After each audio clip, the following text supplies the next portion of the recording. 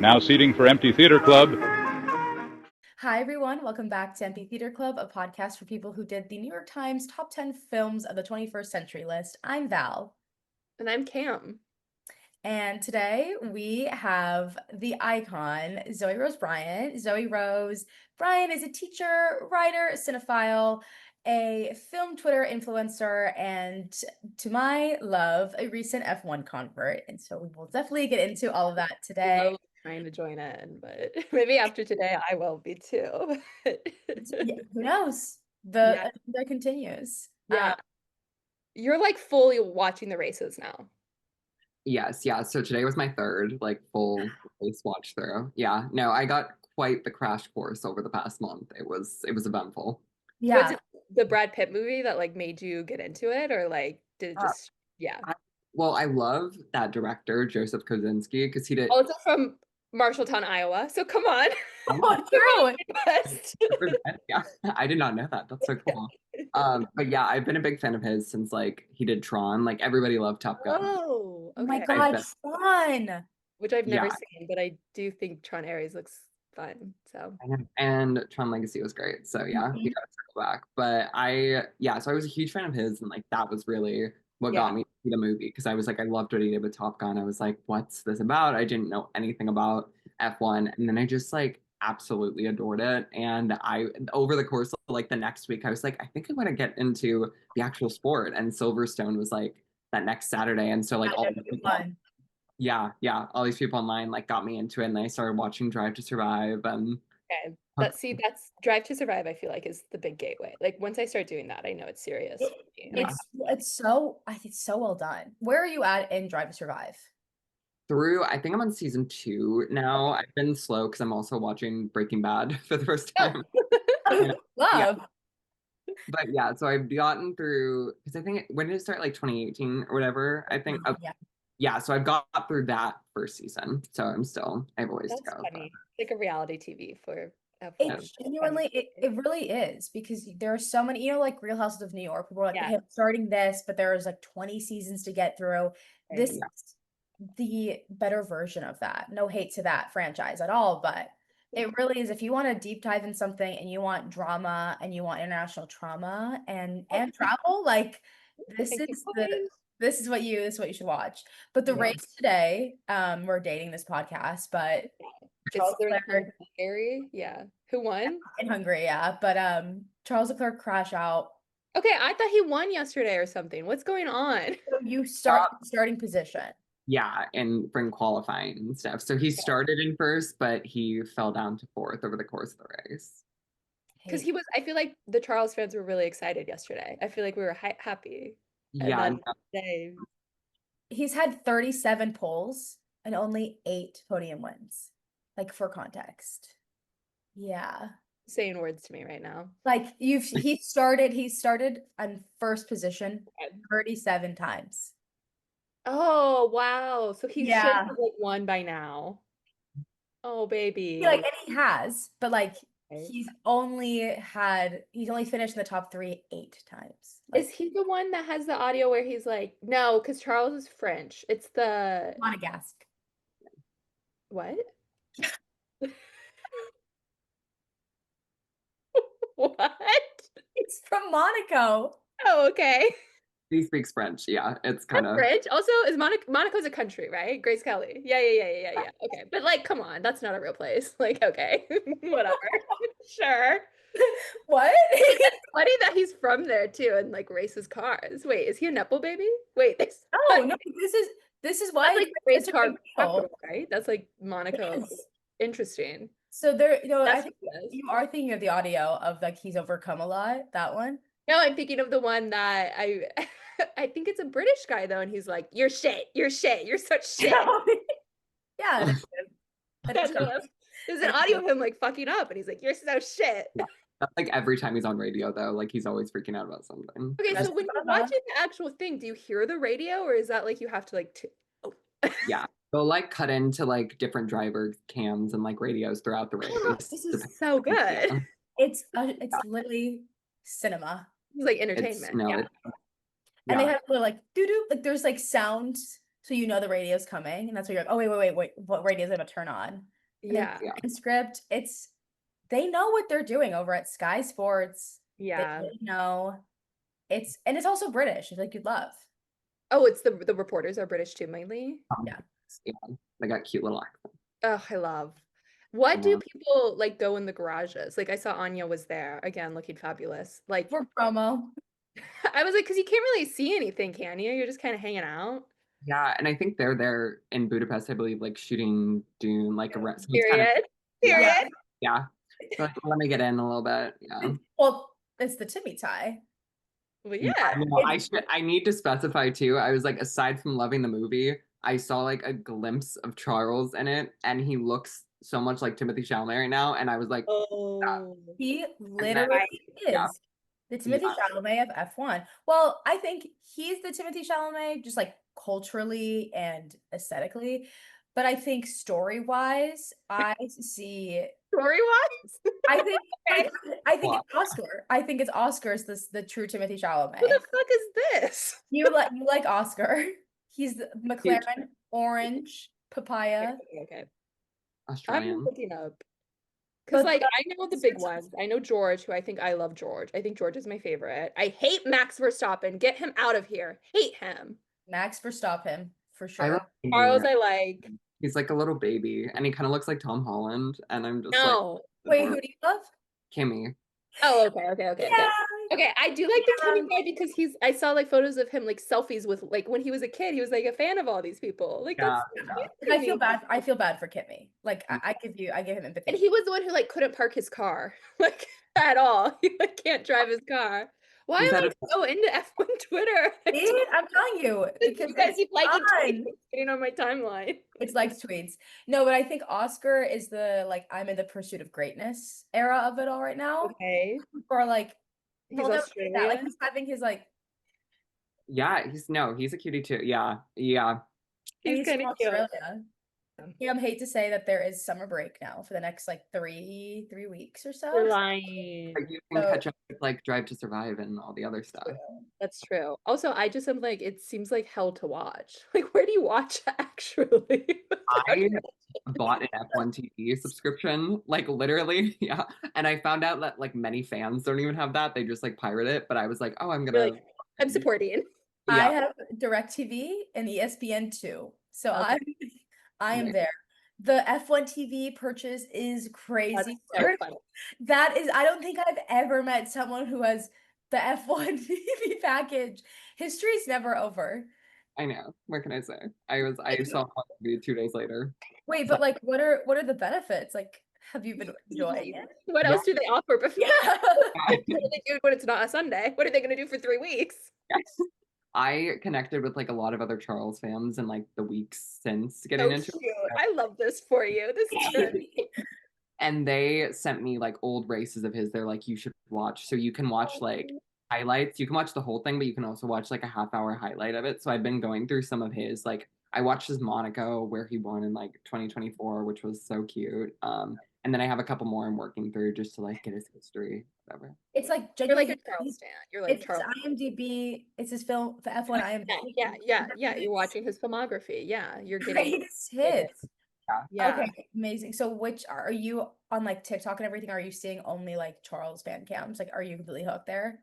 I actually have a TikTok. I don't really use it because I'm so addicted to Twitter. But my For You tab is pretty much like all like Tom Holland and Charles Leclerc right now. So it kind of looks like I see it. Yeah. They're twins, twin of them for sure. The type. I do. Have you gone into any other sports, or is this just like are you a sports person or no? Not like my dad is really, he's a big like Bulls fan and stuff. So like, you know, growing up, like that was around and everything. Right. And like basketball, like me personally, this is like the first actual sport I've like, become obsessed with. I feel that. It's sporty spice. It's a sporty spice summer. So weird to me. I'm still really into it. I'll get into it like after this. Like I'm already there, but I just am like I'm intrigued by it. That how it has like fangirls, I guess. Like this is a phenomenon. Like someone write about this. I'll read it. You write it. I'll read. Good men. Like it's well, I like the way you're like consuming the content of like watching the races and like the show. Yeah, it's very interesting to me. It's such a different fandom of other sports, like Yeah, basketball, it seems football. very What he female does. led. It is Yeah. so, yeah, which I really appreciate. I think with the fandoms of like tennis and F1, you know, Yeah. famously challengers, like that was it. There was a Yes. big tennis kick last year for this, but like it's things like that where I'm like, okay, sports are maybe organized sports and group sports are not bad. Well, I also think like part of it is not us getting like deep, but the like Lewis Hamilton, who I'm obsessed with, but like he as like a fashion person, like a culture icon, Icon. and not, I Yeah. mean, I guess like LeBron, like there are like male sports celebrities who are, but like going to the Met Gala and like chairing that, like I think there's things that are, I don't know, not that that's necessarily feminine, but just like like No, Yeah. but like permeates culture. I mean, I don't know if I've talked about this on the like a pod. metrosexual vibe to Yeah. F1. And he's a musician too. Here. I got into F1 like truthfully. So my parents watched it, whatever, but like I wasn't a big stan. Come 2018, I believe 2018, 2019, I was watching the Met Gala, you know, people come in, whatever, and he was talking to Anna Wintour, and I said, no, who are you? Lewis Hamilton was. Who is this man? Yeah, Lewis Hamilton was there. And I was like, I don't know who this man is. Why don't I know you? Like, what are Yeah. you doing here? And from there, I was like, oh my God, because he's already Sir Lewis Hamilton. So I was like, who the fuck are you? And you're dressed He's this already he's guy? knighted. Oh yeah, he's Sir Lewis Hamilton. Oh. So I started like doing a deep dive on who he was. I was like, okay, so I'm following you. I like the beat. I'm liking it. Gowns, beautiful gowns. And then Drive to Survive and Yeah. then COVID lockdown and live with my brother-in-law who is an F1 fan. And I was like, wait, I'm hooked. Yeah. So we're all on our own journey. And I When think it's like, I feel like I've said this before, but it feels like it's new in the sense of like the fandom around it. I mean, maybe you disagree because you've been in it longer and I'm just now getting exposed to it. But I feel like the movie is going to turn people in, and then it's just going to like, I feel like F1's really about to take over the world. So, like, you're yeah, Omaha, the Nebraska, tracks I'm in. watching F1, like, period. Come on. Like, that's But kind of I want to dive in, Zoe, into like your relationship with fandoms and Yeah.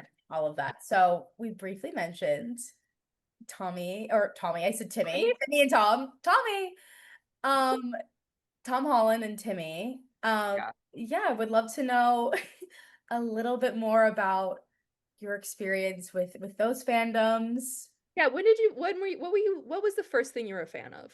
Like, how long have you been a fandom diva?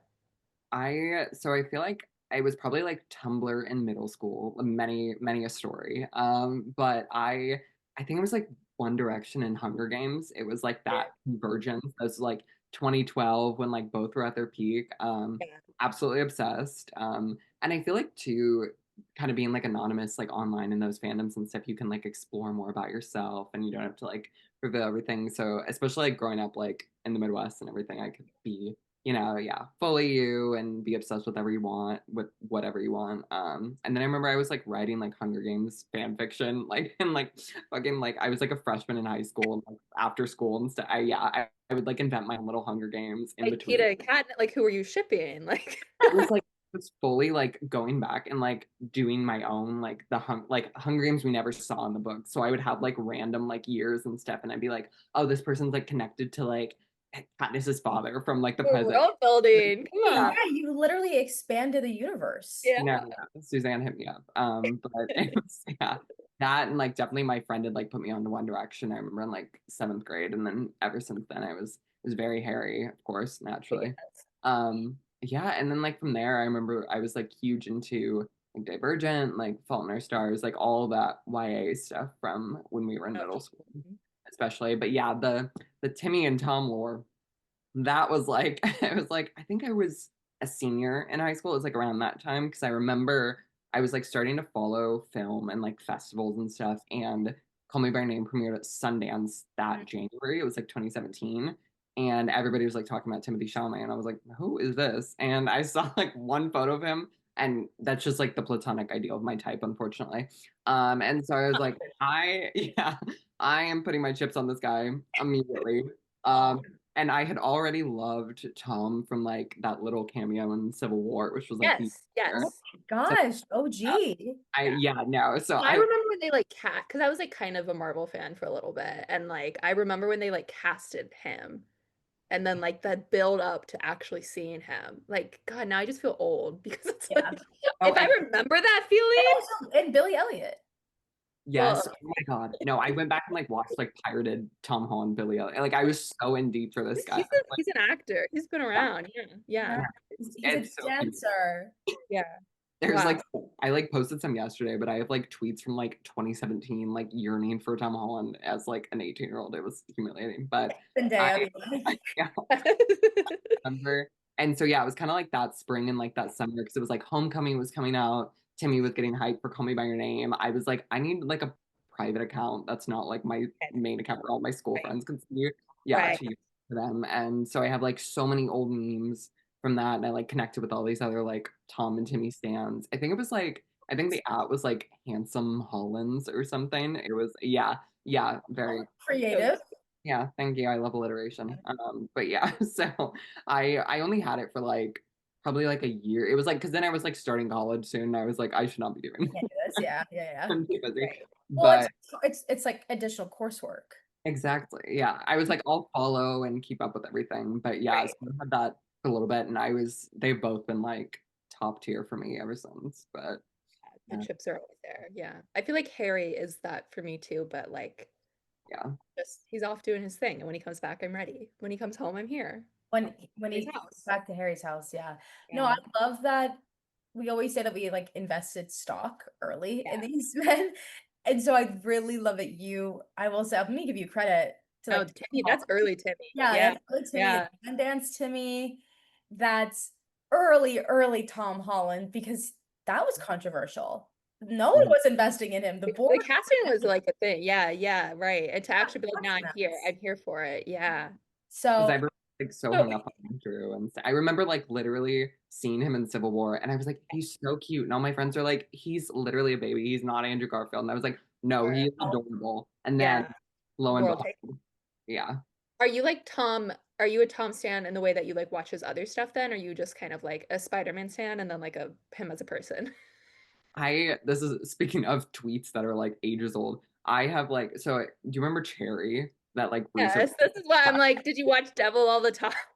I could show you so many thirst tweets from Cherry and Devil all the time. And I remember when Cherry came out, like he nomination, like he should be here. Every time they talk about like the best actor race that year, it was like Tom Holland was snubbed. Like it goes so deep. Wait, you with the Odyssey and everything coming out, just you need to re-quote tweet. It does look really good. It does look really fucking good. I'm really excited for that. Yeah, I'm so excited for that. That like he does kind of like he's not. I mean, before Spider-Man, he had an insane filmography. Oh my God, he's so good in the Last City of Z too. God, I forget. That's range. Good, but then I feel like as Spider-Man, he's not gotten the same success with his like roles. Poor guy. I think he's really good. Like I know people always compare him to Timmy. I think they kind of blew up at the same time and like obviously have very different careers. But I think like when he's given the right material and like allowed to actually, act outside of a suit, like he is very good. Like I remember in The Impossible, which I had seen like before he was Spider-Man, even that movie, it's about like the tsunami or whatever, and I think it's Indonesia.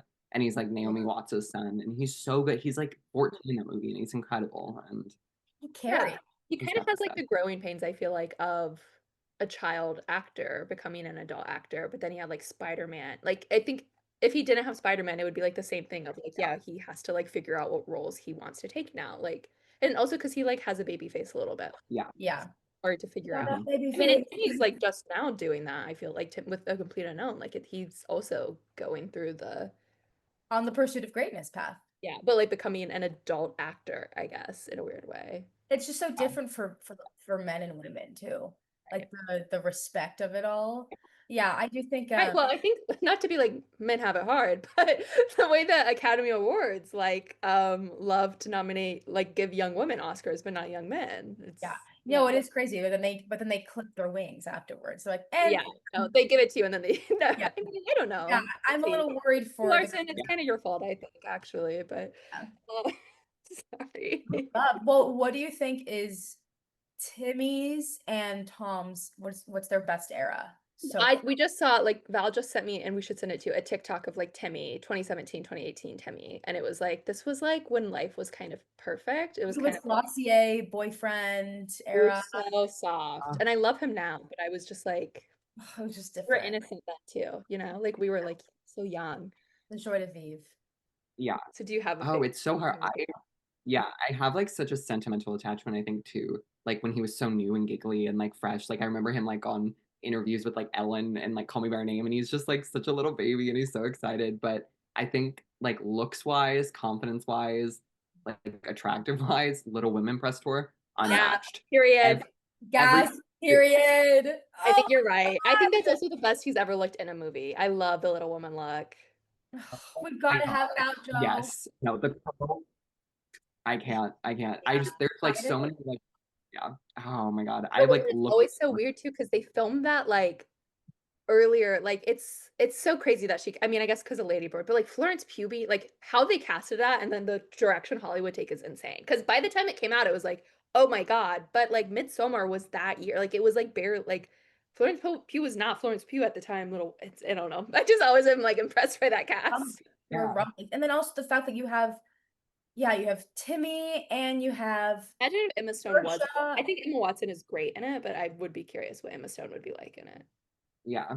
It's interesting because I feel like Emma Stone or Emma Watson like fits that like the more traditional like sister role like really well, whereas I think Emma Stone has like Emma Stone is more Joe. Like well, yeah. also Emma Stone's face is too modern. Sorry to hate women. But like I see Emma Stone, I'm like, well, I'm thinking modern day, I'm thinking La La Land.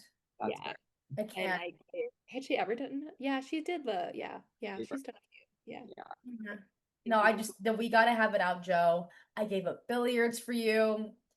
Yeah, I knew we had a There's a book, like I love like Little Woman. Like I love how like who Joe ends up with. Like I love it. I'm fine with it. But there is a Joe and Laurie book of like if they ended up together instead, and it is kind of everything too. Because then I'm just picturing Timothy in it and Saoirse and Yeah. Oh my God. No, who doesn't want to be like yearned after on a hill? Like that's a dream. And then just like God, what a movie. The autumnal colors behind you. Oh my God. Yeah, like sorry. And then like just the woman, like her being like, maybe I do want. Oh, it's so good. No, maybe literally. I do want to be with someone. Yeah. Like I know I don't. Well, but is the Odyssey going to be Tom Holland's Little Women? You know what I mean? Like it might be. I mean, it's just like I think it I think in terms of quality, it's gonna be a big movie. I think it's more like his Dune, I would say. Like I don't think it's like because Little Woman's like a woman. Like Christopher Yeah. I just feel like his Dune is Spider-Man. Because it's gonna be the thing that we're ever like tied to. That's true. Yeah, that's true. I don't know. I think it'll be very good. Undertaking for sure. Like I'm really excited. Me too. I'm excited to just completely like Odyssey out. I'm excited to live out on the Odyssey and see what journey I go on. I do wonder, what do you predict? What like cringe AMC popcorn bucket? What will they do for? I mean, it have to be like the, you know. This is an audio podcast. Either the Cyclops or like the thing that like isn't there like a Kraken or something? Yeah, that was what I was going to. I could see something cool with like the eye of the Cyclops. I think but that would be well if Nolan allows it because they didn't do anything for imagine they did something for Oppenheimer. Well, I think they said we're not avoiding this. Well, I would have bought it, so they should have done it. So your popcorn bomb. And I would have bought the hat. Oh my God, the hat! Like the other day I was gonna tweet like, why is there no like Oppenheimer merchandise? And I was like, 'cause it's fucked up. People are dead.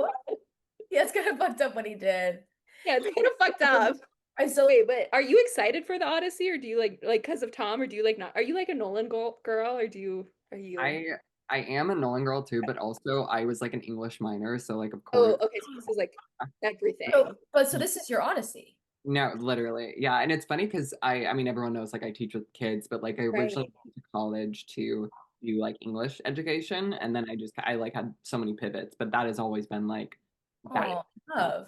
so yeah, no, very excited for that reason. I read it in high school, and then I remember like I read it and had to do like this dissertation or whatever, and like a class like later on in college too. So yeah, very big Odyssey Yeah. head. Very, Did you ever read the Song of Achilles?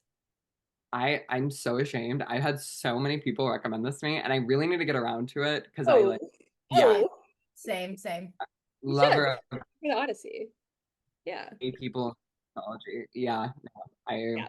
I'm so bad. I like have so many. I have a stack of books right next to me right now where it's like I just like in between like teaching and everything else I'm doing all the time. It's like so hard to find the time to. It's like it's like an era. Like when I'm taking away from film Twitter, then I'm like getting into my book era. But I will say like I don't know if you like fanfic, like Song of Achilles is giving like fanfic. Like I mean that like respectfully, like it's very Respectfully. written, but it's like you get the yearning, the lust. Like I think you could finish it in a day, like dead ass. Like especially if you like Hunger Games. Like I think you could easily knock it out. So yeah. That's a heavy endorsement. Yeah. How, how do you balance, film or your writing and being a teacher? Yeah, you gotta like be with kids, and I'm guessing you like that. But out of the day, and you're kind of like offline during that time, and a lot can happen. you're when offline and having to be on. You have to like Yeah. go No, it is. Yeah, it's very stressful, especially like when I started it. I was like, how am I going to balance like being an internet girl, if, on top of my job? But yeah, my letterbox stats have definitely taken a deep dive. I don't really watch near as much as I would like to outside of like new releases. I try to weave it in, but I've done like a lot more TV, I'd say, in the last year or so, which I usually do like a couple episodes every night. And then I always like just see movies on the weekends. But during the weekdays and stuff, it's so hard because I'm like, we have like a 2 hour nap in the middle of the day where I can like be on my computer, be writing, be reading, be like texting, whatever. But then for the rest of the day, you're pretty much there with them. And I do have a lunch break too, but it's like any free time I have where like I might be planning and then I can like be on my phone for a little. To like lesson plan. Yeah. And being present. Yeah. What grade do you teach? I teach pre. So yeah, they're like 4 to 5. Oh my God, amazing. So you've started their Letterboxd accounts already. I know. One of my kids, he's such a superhero nerd, like, and reminds me so much of me when I was a kid. But like we're like always like jotting down like what movies he's seen and stuff. Like he was like, oh, I'm so going to see Fantastic Four this weekend, like all this stuff. And he actually just left last Friday, or this past Friday, so it was very sad. But yeah, we were like movie buddies the entire time. Yeah, so you are, as like a teacher, you have favorites. Yeah, of course. And like, so that's number one. Oh my God, Yeah. that's so cute. I wish I had a teacher who was super into super into movies, because I had obviously my English teacher in high school is pivotal kind of event. But I feel like I can imagine being like in like preschool and like kindergarten and having someone to like talk about the movies. I think that's gonna be that's the next director. He's the next Nolan. Period. He's the next You're Nolan. gonna be thanked in an Oscar speech. Yeah. I was gonna say, thanks. The dream actually, kind of. Wait. I would might happen. There's potential there. Yeah. Good. Yeah. So speaking of new releases, that's what you've been watching, keeping up with at least. I have beef with why is everything a sequel nowadays? And I would love to get your take Really on have beef with this. Yeah. especially with your Prada. What's the other ones that you're mad about? Freakier Friday. I've heard good things, so I've heard good things, but like, so is this it? Like, okay, it has a British accent in it, and I think it's because the daughter has a British accent, and I don't know if that was like a deliberate choice or if she just like can't do an American accent, so they were like, he's gonna do a British one. Anyways. Yeah. I find that very bad. That whole arc is very unique. I'm like, I still kind of don't understand the plot of that one. There's like too much going on, I think. Too much switching. It's like the girl. Yes. I'm like, every time I watch the trailer, I'm like, who is playing who again? Like, this is too much to be. I agree. Same thing again? And you're just older? No, yeah. Like, I have questions. There's like two girls and they swap with, so the like Lindsay Lohan and Jamie Lee Curtis is like the young daughters. Mm-hmm. Now. And so, okay, so it is just a Freakier Friday, but like, well, did we need yeah. It's also long. It's a long movie. I think it's like at least 2 hours. Like, well, they said it was going to be freakier in length.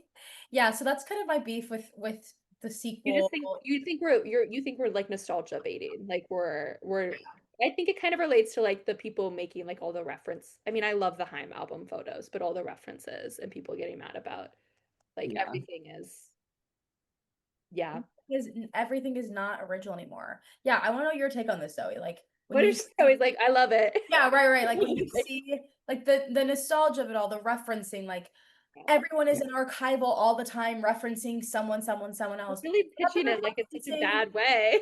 No, I'm just saying like, well, are we in individuality epidemic? Okay, pop off. Yeah, Like I think in many ways too, it's kind of like we don't have like that monoculture really anymore and stuff. Everything is so divided. Everyone's interests are so niche because like we're constantly being fed like exactly what we want, I think, via social media. And what I see so much through like all the all archival stuff and like all the sequels, it's like referencing a time where there was like this big communal culture we yeah, all knew about, we all knew everything we could participate in and stuff. And I think that especially when it comes to like the movie business and stuff, like that's how you pack the most people into theaters. Like go back to what everybody knows and loves because like right now it's like very hard to create something new that can capture that same audience. So I think it's obviously like very profit driven stuff, but like I would love to see like a new Devil Wears Prada, like a new story like that or something. But of course, we got to go back to the original because that's something that everybody knows and they've seen. And yeah, I mean, I think in some cases it allows for like unique interpretations. Like I really liked Superman and like Fantastic Four like this past month, and obviously like we have like affinity for the previous films and stuff. But I think like both of those are really good examples of how to do something new but then something old. But yeah, I think a lot of the time too, and every time I see the Freaky Friday trailer, I'm like, this is kind of Right, which is lazy like, cash and grab. I guess Freaky Friday was like a remake, right? Like there was like another one from Yeah, before. in like the 70s. I should know that. But I think like too though, I think why it's frustrating is I'm gonna say like And Just Like That is kind of doing it or did it too, where it's like Max, it's done. I'm so sad. it's not canon though to me. Sorry, that show's not Samantha's not in it. So But Sex in the City. yeah, but like those pieces of media were original at the time or it felt fresh and new. So now it's like you're just tapping into that. Where I feel like with like Superman or Fantastic Four or Marvel, or even like the Barbie of it all, where it's like, yeah, these are like iconic characters that like you can connect with and you kind of already know some of the story, but like, the Devils Wear Prada too. It's like you're just tapping into something that like I think you're kind of tarnishing a legacy where something is new and bold, and now you're like just trying to get every ounce of money from that, drain it as much as you can, instead of, yeah, like when we should be investing in new stories that could become the new Devils Wear Prada for our culture and or Sex in the City or whatever. And we're just not getting that. I remember too, like when I obviously like now we're like almost finished with this finally, but like the first season of Stranger Things, it was like obviously it had like all these references and it felt so much like those films, but it was like also its own original thing. Especially that first season, I think is great. And it just like it carves such a unique path for itself. You could see like shades of like E.T. or like other like Spielberg like things in it, but it was like very strikingly original too. And then I feel like things like I think you should just like rip off more than like remake because then you have like that foundation where like people feel like it's a familiar thing but you're also like getting to tell a little new story at the same time of new characters. Like what I think Barbie did, which is like, I mean, like, yeah, I think now maybe it's spawning something in Hollywood that's a little icky of like, I don't know. I'm curious about the dinosaur one with Daniel Kaluuya. What's his name? Barney. I'm curious about it, but and like like the whole like taking the like the Minecraft movie, but it also, I don't know, made $1 billion and it got people back in theaters. Like, do we really care that? Like, I don't think that's gonna be what's destroying cinema, I guess. Like, I don't think that. I think what's destroying cinema is like, is milking a lot of things, lack of originality, and also just like It's like, of course, Hollywood counting. took the wrong lesson out of something. Like, Barbie was a success too because it was like women. Like, it's not to be like the studio, but like literally the studio, like the Kool-Aid, like Martin Scorsese. Kool-Aid. I would like to see it. I would like to see I it. would like to see it. That would be amazing. Well, then I mean, let's transition into what I'm wearing. Come on, like I think we need to talk about the sequel of all sequels. Well, I think the world of Pandora, because I also like invented a whole new world, like genuinely with like its release, how it took the world by storm, but then like it has a theme park now. Like it's Star Wars. Like it's and like I mean, I guess it's like James Cameron, so like of course, but like my God, that's huge. Like what are we doing? Where's like there could be more What are stuff we like doing with this. Like that could be revolutionizing culture instead we're putting money into a fucking Harry Potter TV show. Like, come on. You like there's such stupid shit. We have so much money in the world. I know. But anyways, let's talk Avatar and get happy. I just watched the trailer before this. I know I sent it to you. I'd watched the shitty one, but I was like kind of edging myself where I was like, I kind of don't want to watch it. And then even today I was like, do I not watch it? Like, do I just go into the movie blind? But then I was like, no, I have to. But walk me through you becoming a Navi. Like, were you in 2009 excited, or was it like Way of the Water introduced you to everything? I have such a cute story with this actually, but yeah, I was a huge fan from the beginning. It was one of the movies I think that like really made me take film seriously because I remember my dad and I had seen like Dark Knight the year prior and like that was like a Oh, big breakthrough. And then I remember Avatar was like that next December and it was like the two of us and we saw like this like late like 3D IMAX like screening of it and we had to like drive to like Council Bluffs because there wasn't any yeah. IMAX like here at the time. Yeah. And it just like blew my mind. Like I mean, I think it blew everybody's mind, but I was like 9 or 10, had never seen images like that. It was insane. I was like, I want to go there. I was obsessed. I like bought the little like activist survival guide. I literally have it in my bookshelf. I like read through so much about like how they made it and stuff. And I became like so obsessed with James Cameron specifically. I like did a presentation on him in school, but I was like so obsessed with Neytiri Yeah. and my so and I was and Zoe by association. Oh, well, yes. Yeah, and it was like it was so funny because at the time my dead name started with Z, and I was like, if I was a girl, like I want Zoe to be my name because it was like similar. And then so yeah, that's kind of like the origin of my name. That's so like Avatar is like life changing. Like this is Yeah, like yeah, truly. I remember I had like this I'm poster. over here like I like that they are big and tall. I have a story for you, James. Yeah, You gotta hear this. Oh my God. I know, and it gets funnier too because Rose comes from what my mom would have named me if I was born a girl because of Titanic. Titanic. Yeah, two So for yeah, yeah. Literally, it's near Cameron, where you Jimmy, are. you see. Wow. JC, let's get him on the phone. Let's get him on the line right now. Oh my God, that's beautiful. Beautiful. So you were like Yeah. excited, you were waiting for the sequel, like you were So much. sad. Like, yeah, every time I got delayed, I was like royally pissed. Like, Yeah, I remember I'm trying to remember why did it take so long? Was it not greenlit right away? Like what was happening? it was greenlit, and if I recall correctly, I think like it was first set for like 2014, but I remember they had like so many issues with the underwater mocap. That was like Oh, because it right, was the like technology.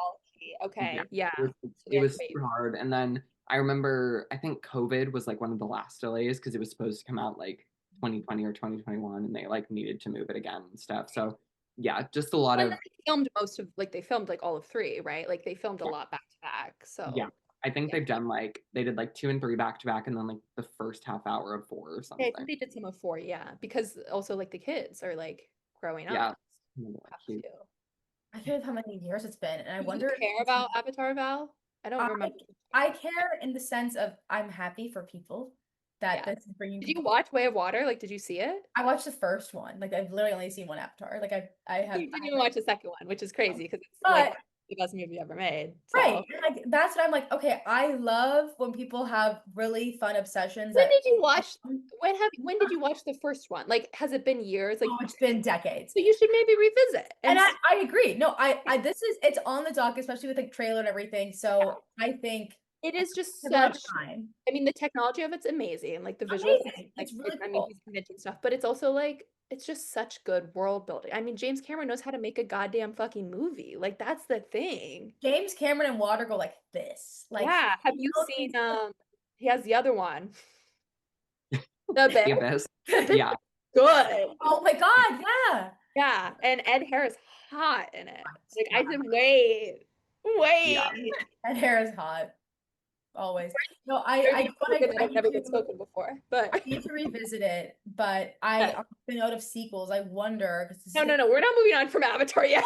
No, I'm not. But I mean, Okay. like, in terms of sequels, I wonder if SNL will have a new version of the papyrus bit. Like, what Oh, would fun. they do for this? Yeah. Because Just like it's so everyone's excited about it. It is like Yeah. the coming back of the Avatar franchise. So, and obviously, like that's the SNL skit for Avatar. So, That I wonder James what Cameron they're host. cooking. Oh, imagine. Well, also that's like why, like that's what I mean, I don't know if you're an Amelia Prest, but that's what she won the Oscar for Avatar in my book. So I agree. Yeah. I mean, I think she was great. you know, Yeah. Yeah. yeah. I think I So like very nice to meet you. yeah. I've saved all Hey, those videos hey, for my own future. Yeah, it was good. that's A so good funny. That's gonna be really Okay, fun. so I was one of those people who was like, why are we making an Avatar thing? I don't remember any, like, like what was the culture impact?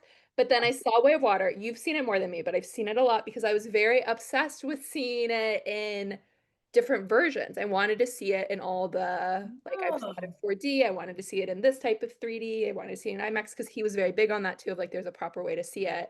So I saw it a lot for that, but also because like it is, I mean, whenever you're like when you're watching a movie and you're like, this is my world for like 3 hours, I think there's like nothing like that. And it's like, I never got bored when I was watching it. Every moment of it, I'm like, this is like, I'm here for this. And like, it's almost like meta in a sense where I know I'm kind of watching a movie, but I'm just like, life is paused while this is on. And then I got really into like the lore of it all. So then I watched like the different versions of the 2009 one and like the Yeah. Cirque du Soleil like show and all of that stuff to be like, what's happening here? But it's just beautiful, I think. And they're all like environment and like, Yeah. I There's think, so much to take in every shot. Like it's like overwhelming on a first viewing. Yeah. and Way of Water is like doing the same thing of like what, like my favorite part of the first movie. Well, I think Jake Sully's hot too, so we have that. But like I think they're really hot. But like Yeah. when he's learning the way to be, like learning how to be an The Way app. of Water. Yeah, but then the sequel, like the best stuff is when they're learning how to be part of the water. Like I think that's so fun and just family and Well, and I think too, like, I mean, the reason why it's successful despite being original, I think, is just because he's like a one of a kind artist. yes. And he understands his audience so well. But what I love so much about Way of Water specifically, and the first does this, but I think the second does even better, is it gives the story like time to breathe. It's not just like plot, plot, plot, plot, plot. It's like we're gonna like be with like the Met Hyena and we're just gonna like explore like how they live life and like see what their land looks like. Like most movies, I feel like are cut down with all of that, and it's just like let's get to the next like big action sequence or like plot twist or whatever, and like you just get to like live in Pandora in this, and that's like I think few studios like trust a filmmaker to deliver on that the way they do him. But I think he almost approaches it, and what I can appreciate about this franchise is that he approaches it like what you were saying when in Breathe, like a documentary. Yeah, As he's if so serious about it. Like, he's yeah, so serious about it, he doesn't care these people yeah. have like tails and everything. No, he is serious and he gives Yeah, it it's not like a cash thing for him either. Like, I mean, I'm sure that helps, but it's well, like yeah, he loves sure. these characters. He loves this world, like, and it is a like what a cool legacy, I think. Like, and makes money and was like critically, I mean, Avatar was like, Critically acclaimed. yeah, yeah. Have you been to the theme park? I have not, and I'm so ashamed. I was like, I know. I was Wait, like, where is it? Where is it? It's in Florida. Oh, yeah, okay. and I haven't been. I can't remember the last time I was even like at a theme park Oh. like done. But yeah, no, I saw like, Way of Water 8 times in theaters. Never been to the theme park, but that was kind of my I feel like they should invite experience, I you guess, with now. Yeah, that. right. I think That's they're gonna build it even Yeah, bigger though. So yeah. I'm like, I think I'll show you. You can get your yeah. own avatar. They have a thing and you go through and you like pick out its hair and its face oh my God. and its outfit. That's so cute. Oh my God. My So God. I'm so And also jealous that now. specific shade of blue. you're like, I That have to go. specific shade of blue, like what is the Pantone color of it? It is so cool. Yeah. So are you like Neytiri is your favorite character? Yeah, she just like redefined my life. Like literally, like when I was a kid, it was her, and like I remember I was like so obsessed with like Spider-Man, Luke Skywalker, whatever, like as every kid is. But like, yeah, Neytiri, it was like everything about her I was obsessed with. I wanted to like be her, I wanted her hair and like her little arrow and stuff. Yeah, yeah, that's my Wait, girl. like into Avatar? You should. And like, so I just watched the trailer and I was like, okay, let's see like I don't know. I mean, I knew it was gonna be the fire people, so I was intrigued already, but I feel like if they kill Jake, I'm gonna be really sad, and I think they're gonna kill Jake's. Yeah. I know. I'm that's especially because like I think Loak's supposed to be like the narrator of this one, and I was like, Yeah. ooh, that doesn't sound good. But Then I when love when he's like, you can't live like this, baby, to Nighteria with this anger, I said, when he calls her baby, I'm like, oh my god. I was blushing. And also, I think he is so good in these roles, and I know he's like can't do other stuff, but I think he's phenomenal. He's great. So Especially in the second. Like I thought he was good in the first, but like he's even better as like the dad and like the stoicism. Like at that. it. He is in the Under the Banner of Heaven TV show with Andrew Garfield, and he's good. I think he's good at it. So That was good. yeah. Okay, so I'm sad. I could not think of it to save my life. Sam Worthington. Sam Worthington. Yeah. It's like, poor Sam. The way that you have to catch up on Drive to Survive. Like I have Avatar homework. You need to get Oh, up. You're doing land, I'm focusing on water. That's I'm what we're doing. But to bring it all back to Interview with the Vampire, like I always do, Enough. Bailey Bass, who played Claudia in season 1, plays like Tsureya in Way of Water, and she had to drop out of Interview with the Vampire to make the Avatar movies, so they replaced her. Oh, Yeah. she's replaced in the show. Yeah, season 2, she's a different actress because she had to make the Avatar movies. Zoe, do you watch? I don't, but I really need. I really, really, really want to. I usually spend like most of my TV watching time with my mom, and I know that's something I should probably not watch with her. So I need to I need to find some extra time in my schedule. I mean, I famously haven't watched either. Yeah, well, you watch episode 1. Episode 1 has like a sex scene, but other than that, it's fine. I think if you're watching Breaking Bad with your mom, I think you're okay. Like, I think it's. I was like, everything I always see on my TL is like gay porn, so I'm like, I don't know. Yeah, but I will say like that's like in the entirety of the show, it's not the ratio isn't there, but the fans are like, yeah, we're gonna clip the gay porn, you know. Yeah, so, of course, yeah. Yeah. I mean, they're very hot. So. Yeah, they're very hot. Yes. Yeah. So Avatar, we know, pivotal to your origin story. What sparked beyond Avatar? What kind of sparked your love for pop culture, movies, TV? What were other things that were integral to your childhood? Yeah, I mean, I'm a huge superhero Star Wars fan, for sure. And I think like growing up during like the rainy Spider-Man trilogy, as many also have said, like that and the prequels were like huge for me. Fun fact, I was actually even like born on the day that The Phantom Menace came out, May 19th, 1999. That's my like literal exact birthday. So And yeah. also, Jackie Kennedy's birthday, I think. So either birthday or death day, one of the two. So very different vibes. Let me fact check this. Sure. I have like that shit memorized. Maybe not. Maybe I'm making it up. But dude, May 19th, 1994, Death Day. Death Day. It's her death day. That's insane. I have never known that. That's crazy. Wait, and she reincarnated as you. So you've seen Jackie, right? Like, yeah, have you seen Jackie? It's perfect. Yeah, no, I love Jackie, but yeah, that's so crazy. Oh my god. Sorry, that's so random. Why do I know that, by the way? Oh my god. Because you've seen Jackie. Weird. Anyway, okay, keep going. Please continue. The Phantom Menace, your birthday, Jackie Kennedy died. Huge day for the culture. Oh my god, I'm never gonna forget that. I know Malcolm X was like also born on May 19th, so I know like that, but I did not know death days, which is very interesting. But you're a Taurus then, you're not a Gemini. Yeah, you're a Taurus. Yeah, in every sense of the word, unfortunately, but yes. But yeah, I mean, I think like that my dad was like a huge like comic Star Wars nerd and stuff, so like I got his toys, I got his comics. That was like definitely like my first foray into everything, and then the double whammy of like Dark Knight and Avatar were huge. And then I really started getting into like art film and like kind of more indie film with Boyhood in came out in 2014, but I remember I saw it like the spring of 2015 because obviously like we didn't get shit till like super late.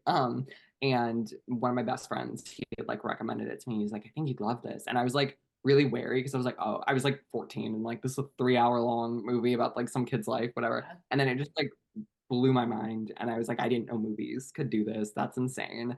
And then I got super invested in that Oscar season because it lost, and I was so pissed.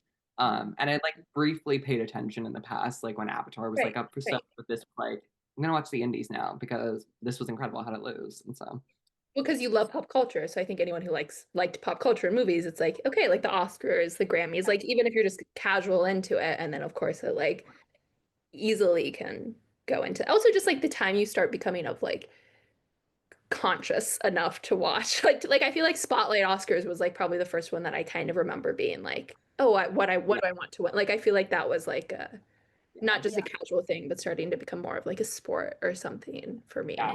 When you were watching it, like, was it a family affair essentially, where like you guys were watching these movies that you're into, we had discussions about it, like that was kitchen table conversation for you? Yeah, I think my family, we've always been like movie fans. I was the one who kind of pushed us more into like the art indie Right, scene and stuff. Yeah, like especially when I was like a teenager, like in high school, like I remember, I think it was like the Spotlight year and then also like the La La Land year. I was like yes, seeing La La Land. Spotlight with my mom, seeing Room with my mom. I took my family to La La Land. Like I was like, oh, let's go. Like, because I remember it was like we had an AMC that would get like the indie movies and we also had film streams and stuff. So I would be like, let's like drive out here and let's go see like what else, The Big Short or something. So like I could like check everything off. And so yeah, definitely later high school is when I inducted them all to Cinephile Club too. I love that. Yeah, And I like, also do feel like there is something about like media, like, I mean, I don't know, because we're all three from the Midwest, so we can't speak to it, but like the escapism aspect, like, of course, our families are going to like, Yeah. movies to some degree and wanting to see these things. What else are we going to do here? Like, yeah. So yeah, you're born and raised in the Midwest. It's so cool though. You went from that to then being asked for the New York Times yeah. to vote for helping them create the the top Yeah. film of the 21st century. Like that's what a full circle moment. How did you when that email like hit your inbox? How did you react? How did you feel? Like is that like one of your major milestones that you've like reached in your career thus far?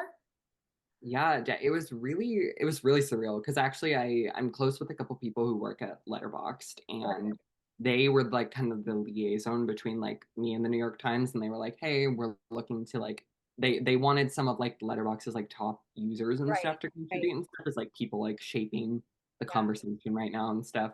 Oh, And cool. so I got it from them and they were like, hey, we'd like to put you in touch with like New York Times and I was like, what? I The literally Times are calling. Hey. Oh, Buchanan. got this email and I was like sitting down for dinner and I almost like threw up. I was like, what do you mean the New York Times?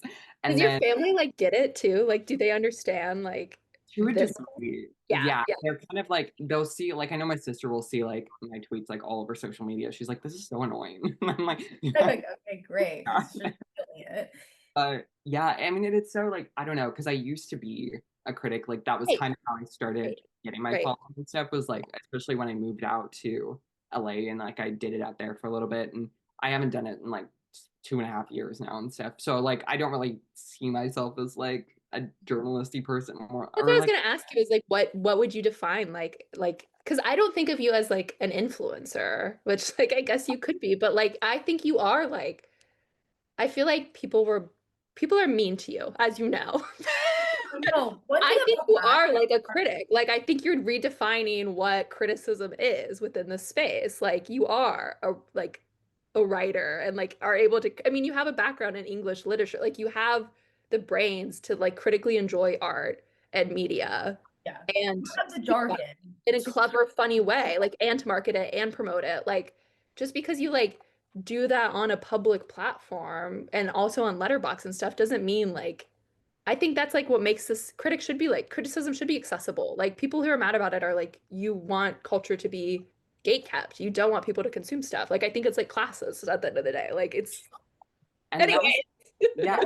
And I'm so happy to be talking about this on your guys' podcast because like I think the thing for me is like obviously like being a fangirl is like integral to my identity. And I think conversation, that aura is just really like frowned upon, I think, in like criticism spaces. And they're like, oh, like the way you talk about like stars or films and stuff, like doesn't mean you can think like critically about anything else or actually write and be serious. And I had that so much when I was a critic and stuff. Like if you read like any of my reviews, like they're not like, oh my God, Timothee Chalamet's so hot. Like, like I can like critically analyze bones. Also, like nuance exists. Yeah. It. And also, like, I just think it goes back to sexism for sure. And because men genuinely can't keep it in their pants. And they men will treat, I mean, my God, James Cameron and the shit he had to say about Saldana for ending too. Like, and male critics and stuff get away with it. I mean, they were platformed for this, for like she's a bad actress and she's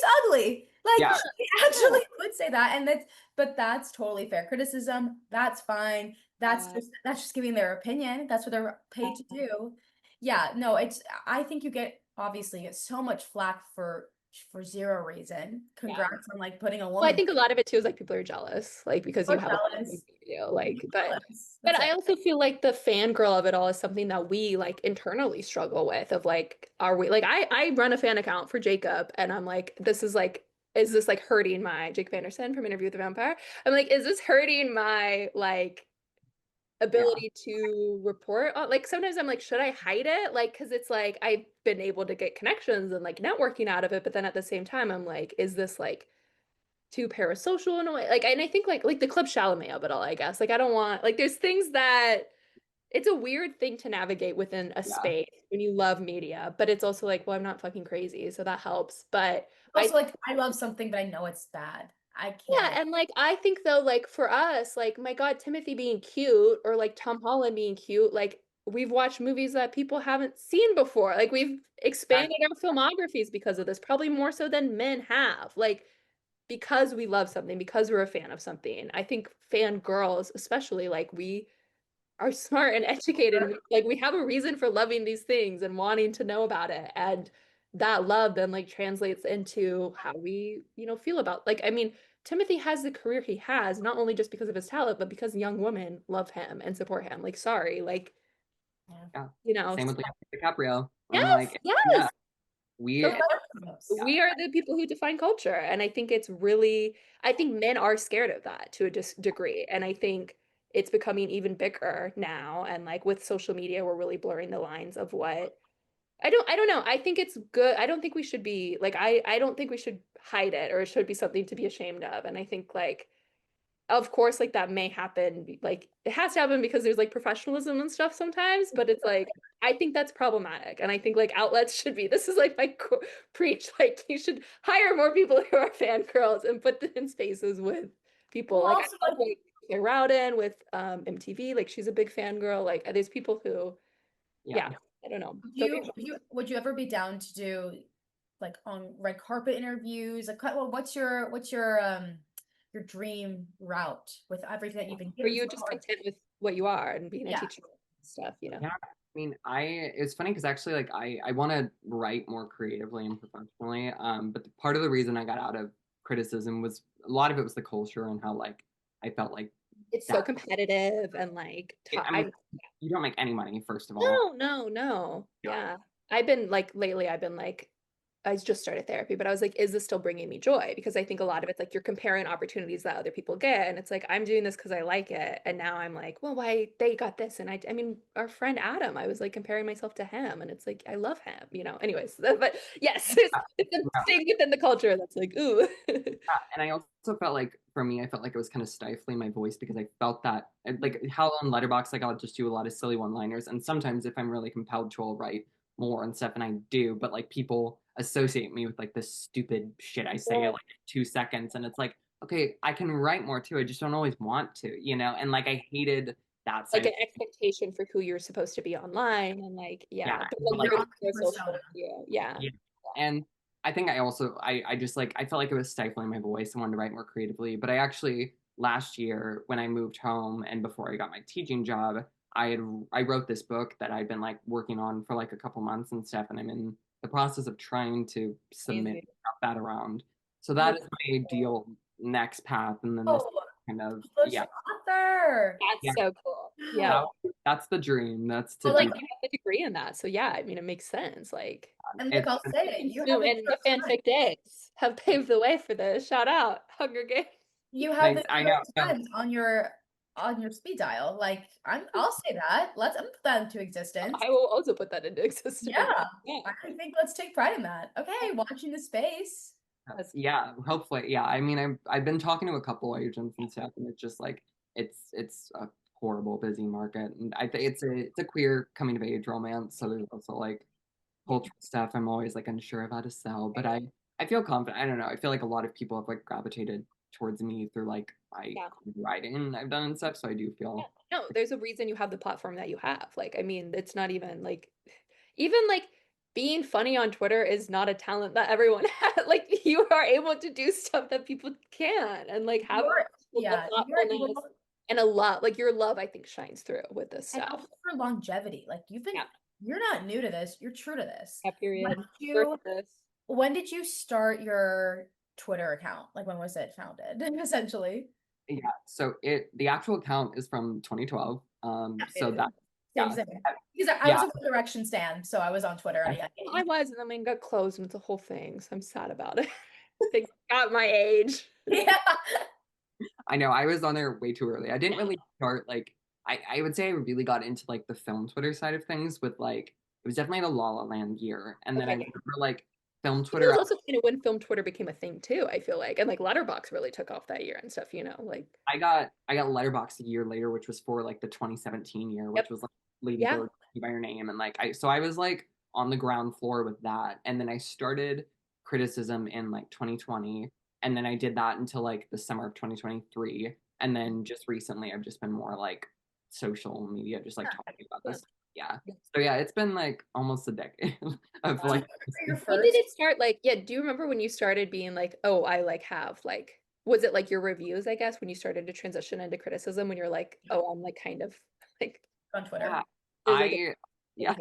I remember I started to get like a small Letterboxd following in like it was like a year after I got it. It was like the 2018 season because I'd like everything I saw, I would like write a like 5-paragraph review for and stuff. Like when I had so much more time on my hands. You're a deployed friend at 2 p.m. Yeah. And then I got an inquiry from the editor of this like small site in like it was like May of 2020. So it was like right after like everything shut down because of COVID. And she had seen one of my reviews and she was like, I would love to bring you on. She's like, we can't offer like money and stuff, but I would love to just like give you a byline and everything. And I was like, fuck else am I doing right now? Like, sure. So I started like writing so many reviews during then because I was like, the world shut down. Like, what else am I gonna do? Yeah. And then I joined Next Best Picture like that next spring, and which was right before I moved to LA. And then I became like an awards editor of another site the next year later and stuff. So like with each like successive thing, it just like my audience was like growing and I like had more reach and stuff. What took you out to LA finally? What was the thing that made you do the push? College graduation. I was like, we'd always do. Okay. I moved out with some friends and they wanted to kind of do other things in the industry. Like I wanted to write, like a couple of them wanted to act and a couple of them were like behind the scenes roles and stuff. And so we all just like joined together. It was like 6 of us in a house. We graduated, that May of 2021. And then we moved at the end of the month. And then, I was out there from then until like March of last year. Just because of just got back. Yeah. So LA, so sorry. Yeah. Sorry that happened to you. Yeah, sorry that happened. I ain't reading all that. Sorry that happened to you. Or happy for you. Like, no, that's a beautiful story. Then you're just gonna continue growing. I love meeting other people who were born in 1999 who are pop culture obsessed because 1999 is like the pop culture year. Yes. For you. Sorry that happened. Yeah, she's 98. So sorry, Cam. But 99. Diana died in 97. So 97 was really when it all started kicking off, I think, when Diana died. Sorry. A lot of death. Wait, I was gonna say this earlier though. Crazy that Phantom Menace came out on May 19th and Natalie Portman played Jackie Kennedy in Jackie and she died on May 19th. Oh my god. That connects us all. Anyways, it's Zoe Rose Bryant universe. There's like something there. Of course. And then also that being like Jackie would have been the La La Land year, so that being the year you get into the movies, like something culture shifted. Culture shifted. I also have you said Princess Diana. I have a Princess Diana book right next to me. I love her. Rest in peace. That's amazing. So I want to, for the people who don't know, who haven't read, who didn't see your New York Times, Oh yeah. your top 10 are Boyhood, Eternal Sunshine of the Spotless Mind, Everything Everywhere All at Once, Get Out, Mad Max, Moonlight, Mulholland Drive, Parasite, Portrait of a Lady on Fire, and The Social Network. How long did it take you to get it ready? How much to thought did you put into this? Did you already have a list? I have a funny story about this actually. So when I got the invite, they were like, oh, we're gonna ask you like about we're taking your like part and like we're taking your list for like the top 100. And I thought we were gonna have to like do our own top 100. So I spent like an entire night like going through like 2000 to 2025, and I was like, okay, what movies from like each year would I do? So I have like a list of 100, and then they sent me the link the next day, and they're like, we need your top 10, and I was like, so. I had 100 to choose from, and I was like, okay, so let's just like whittle it down. That's hard. That's like when you write a long essay and then have to edit. Like that's It was a nightmare at first, and I was like, and it's hard too because I was like trying to balance objectivity and like impact on like the culture and the industry, and also like my personal. Your personal thing, Of course, Boyhood's there. Yeah, I mean, no Avatar or Dark Knight's kind of crazy, actually. No, Dark Knight is crazy.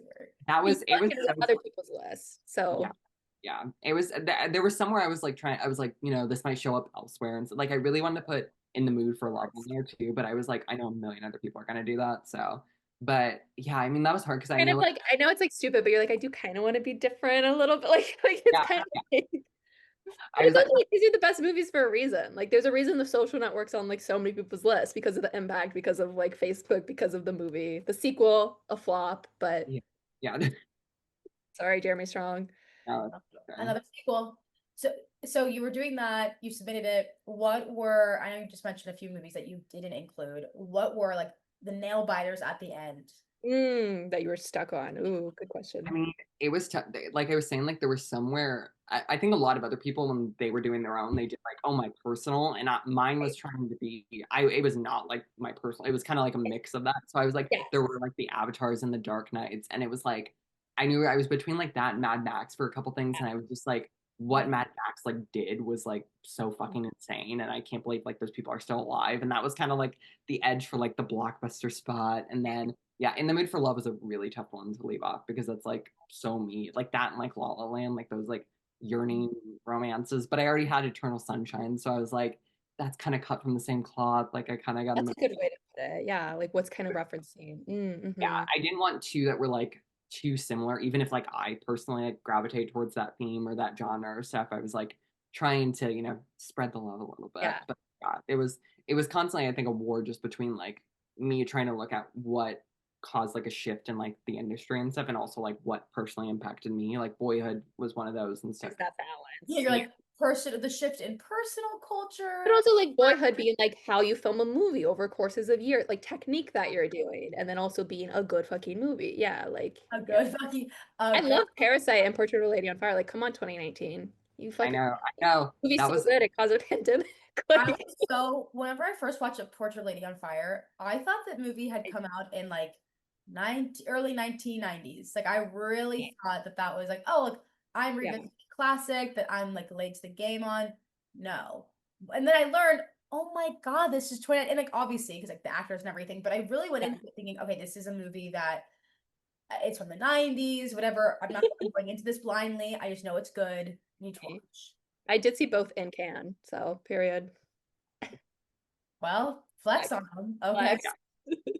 Yeah, what would you get? Are you interested in like film festival accreditation? What are other dreams you have beyond being the New York Times bestselling author? Yeah, because I've only ever been to AFI, which is in Los Angeles. But I've always wanted to go to like TIFF or like Cannes. You could easily get accredited, so. Thank you. I was like, I'm like, it's not hard, even. You go to Cannes next year, like. I was like, there was one year I was going to go to Venice. It was going to be for next. It was like I think it was 2021 because I remember it was like the Doom year, and it's like it was for me like money. Like I was just about to start officially transitioning, so I had like saved up for that, and I was just like it was like choosing between like these two things. Yeah. That's the thing is like even when you like if you're like freelance or whatever, like yeah, it's like out of your own pocket, like going to this stuff, which is crazy. And people like I know it's like this is your life, but also I have a life and I want to go to Pandora at Disney World. So Yeah, that's hard. It is, yeah. So it's a very hard balance. I would love to go to one of the European festivals someday because I've come close a couple times, and once I get through like the rest of my medical, yeah, kind of just like one day at a time, like just take like the vibe and yeah. Congrats on Yeah, being on the yeah, journey. Like, yes. Huge. seeing this through. This is Also, amazing. like, no offense, but you're so young. I mean, Val, you too, but like, we're quite young people. Like, our lives are still ahead of us. Like, there's no rush 26, to 27, like that. This is an incredible feat. yeah. Like that's amazing. That is amazing, and that's culture. Having written a That's fucking book. Come on, like, that's literally culture. Yeah, it's crazy. What crazy. am I doing at 26? Not that. Not writing a book. What's that tweet that's like, it's okay to be 26? It's okay to be 26. It's not. It's not. story right. Yeah. So not. It's actually scary. Scary. Yeah. Well, yeah, how do you with the horrors of the world and Yeah. with it's so hard to like such a mind fuck, like we're watching these like movies and Right, TV shows right. and for a little The bit world on is kind of ending right now. It's Yeah. like really shitty. It's really bad. How do you make sure that you give yourself some time to laugh and to find joy and when we're swiping through? Because we're also seeing film and thirst tweets, and I'm also And seeing being online is hard. Like being chronically online can be stressful. Like, but it also is a place that brings you joy. yeah. So what do you do? It is, yeah. I feel like I have curated my world online to be pretty positive, leaning Yeah. at this point stuff and Yeah. aware enough of things going on, but also like not inundated with it. And I think Right. too, it's been so much easier and so much lighter working and also working with kids because they Yeah. are so naturally joyful and naive in a beautiful way, not in this like ignorant way, and like just Yeah. see everything in a way that I think brings me back to like how we're supposed to move through the world. Right, And no right. matter what like bullshit's going on, like I mean I worked through the election with them and that was like very hard. And then I just go and see them and they just love me so much and they're just like so sweet and so special. And I was like, this is why I'm here. Like this is what I want to keep working for. Kids. That's so sweet. Yeah, I think yeah, having a very vibrant life outside of my phone like, Yes. helps make things easier. Yeah. Need to work on them. That's a great advice. Having a Yeah, vibe yeah. outside of your like Twitter sphere. Yeah. Yeah. Like And that's the thing too, is like And you people. go on and like there's so much transphobia or like all this bullshit and stuff. And it's been really weird and I think dissonant for Yeah. me because I was really anxious moving back home and I'm supported by my family and like that's fine, but like I work with kids, I don't know everybody's opinions about everything, and I've like had no negative experiences here, but at work either, like none with parents, none with coworkers, none with my bosses, none with kids. Like they just like see me as me and love me and like that always reminds me like I'm like okay like we can work through this Maybe like we're not as cooked as we thought. we're not cooked, yeah. And so having that to come to after like seeing some horrible stuff on Right. Twitter and stuff like Right. reminds me of what's real and you know what the future can be. So I feel like you're a very well-developed person. I know. I'm like, Good you're for you. really, really kicked. It really Yeah. kicked in. Like, okay, that must be nice. So yeah, you definitely see the world, in my opinion, I think you see the world glass half full, Yeah. not half empty. And I feel like I can really see that in your reviews. Yeah. Yeah. In your And presence. that's like that. It's you lead with love.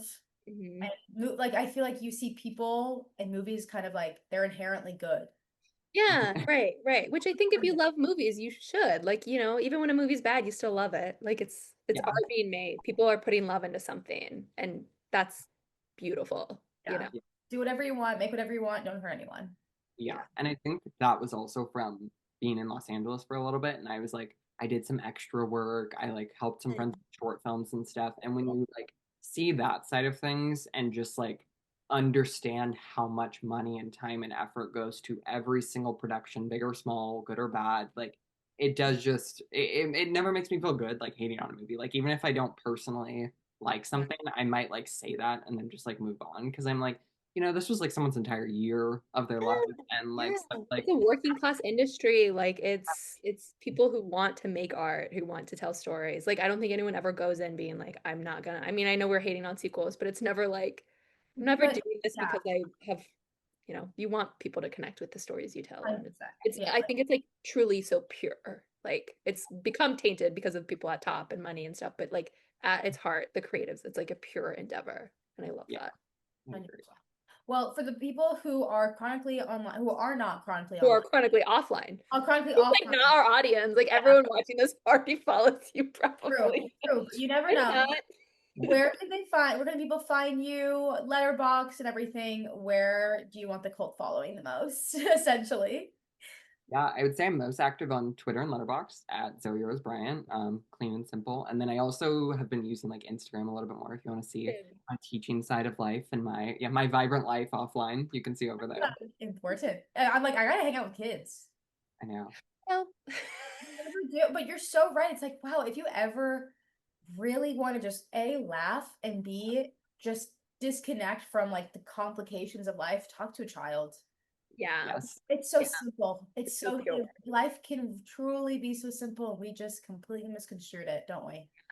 Yeah. Yeah. Okay. But Well, like don't have any kids because then you have to stay with them all the time. So let's not do that. yes, please. But okay, Like people who amazing. are. Shout out to the moms. Oh, yeah, like, hey, moms. They're actually gonna get in with the NYC nannies. Ooh, there you go. That's the take all these kids to the movies all the time. The Oh, AMC. come on. Come on. Yeah. Love. Well, Zoe, I'm obsessed with you. We're Like, so obsessed with you. Thank yeah. you for coming on. Thank you for coming on. Thank you for what you're doing and for your humor. Yeah. You have so much good in the works. I and know. I'm like, wow, you're such a kind person. You're Like, such a bright Gen Z forever. Yeah, no, obsessed. Thank you so much. Welcome to the club. See you next week.